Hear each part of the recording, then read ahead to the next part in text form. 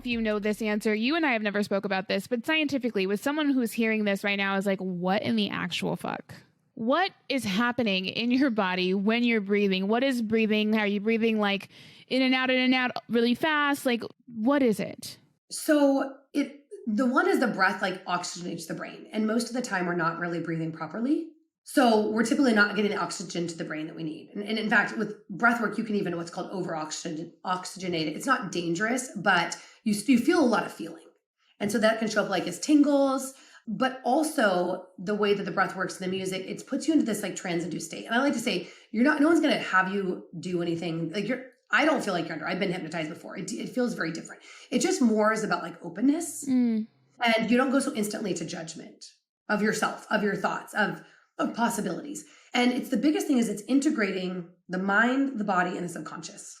And depending on what someone's doing, like I like to say, I love to do like manifestation. I love to do flow or clarity breath work because those are like the lighter, easier. There's also the unblock, which is, again, similar format, but is really about like getting something out. And I've led some sessions of that where people's hands clamped up. They literally couldn't move their hands because they had so much they were processing. Wow. And the body keeps score, right? Yeah. But it basically, it creates a place where your brain is more susceptible. And that lets you align like the conscious goals. Like I want to go into this with a strategy to do X, Y, or Z.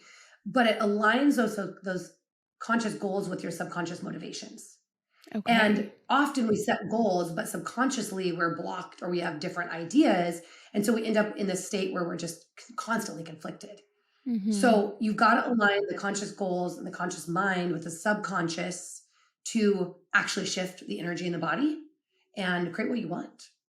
Yeah. So it's awareness of the patterns and beliefs. It's releasing of the changes, right? Where we constantly fall into the same patterns. It helps us basically helps us rewire our nervous system.